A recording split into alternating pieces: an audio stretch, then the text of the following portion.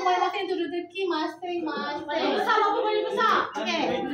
Ada 5 Lima tak ada. Ambil ada sponsor. Ambil 2 kali.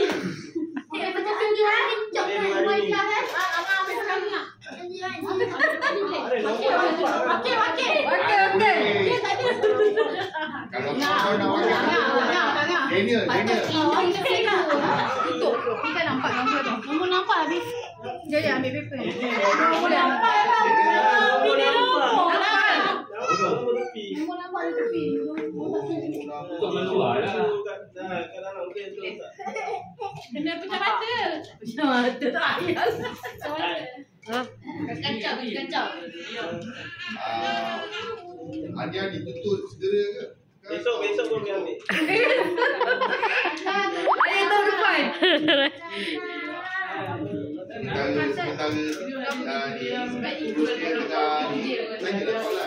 Soalan apa? Saya buat undi 2 kali. okey. Kami macam mana?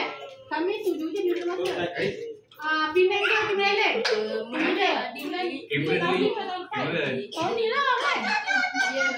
okey. Kalau nak penginapan di DJ, kita 3 bulan sebelum ke semasa 3 bulan itu? Dalam masa 3 bulan. Dalam masa 3 bulan. Contoh, Dia buka apa je dia? kita cakap 10 hari bulan 10, 2020. Kena daripada bulan berapa ni? Kita dah pergi berapa? Bulan 7. Bulan 7. Tu tak pressure ke Dania? 10 hari Dania, bulan pressure tak? 10 hari bulan 8. Dah boleh dah. Maksudnya masa tu kita nak bulan-bulan kan. Dah boleh dekat. Buka. Kemudian. Ambil rumah. Bulan berapa tak boleh? Jadi tembok jatuh. Bukan pilih berapa? Kita punya ini berapa sebenarnya? Itu lah decide lah. Terakhir bulan 8 trial. Terakhir bulan 8? Ya. Bulan 9? Free. Bulan 9 kau free je.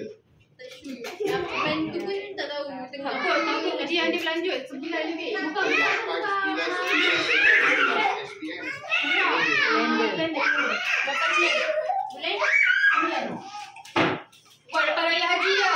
Raya haji kan 6? Cepat sangat. Masa tu. Boleh 7 tak ada.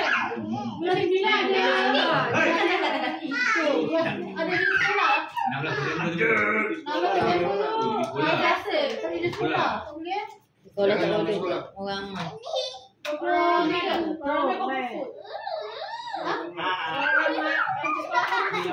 Komunikasi. Yes. Betul dia.